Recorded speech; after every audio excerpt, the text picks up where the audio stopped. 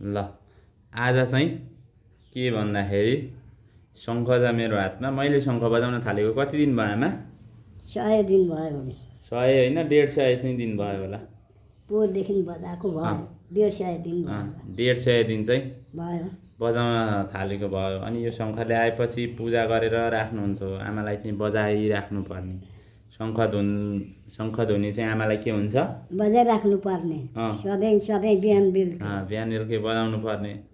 अब पूजा गरेर मात्रै त भएन भनेर म चाहिँ शङ्ख बजाउन थालेँ। पहिले 1 करोड बज्छ, अझै जानेको छैन कस्तो हुन्छ।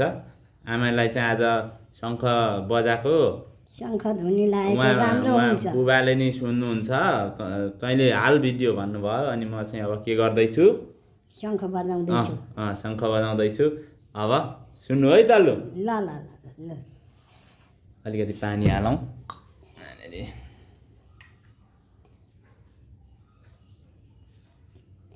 शङ्ख त दिनै पछि भन्ने चारैपट्टि बज्छ।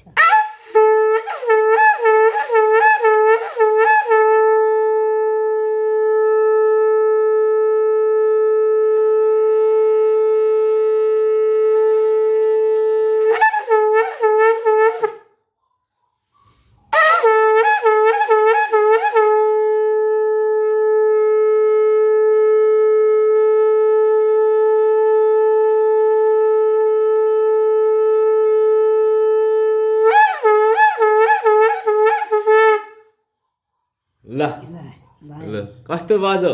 राम्रो बज्यो न। राम्रो बज्यो।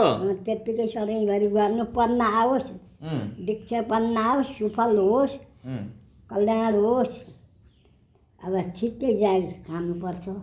शङ्ख बजाएर अब छिट्टै जागिर खानुपर्छ होइन? कल्याण गर्नु ल शङ्ख दिन त बाहुन अब सबैले हेर्नुहुन्छ, हेर्न पो लगाइदियो भन्नुहुन्छ। सबैलाई लगाइदिन्छु है म। लगाइदे। ल राधे राधे। राधे राधे। जय श्री राधे राधे। यति हुनुपर्छ। सबै बाहुनका घरको जस्तो होस् न, बाहुनको घर जस्तो होस् न। म त यति नभएको त मतपदेको घर जस्तो हुन्छ।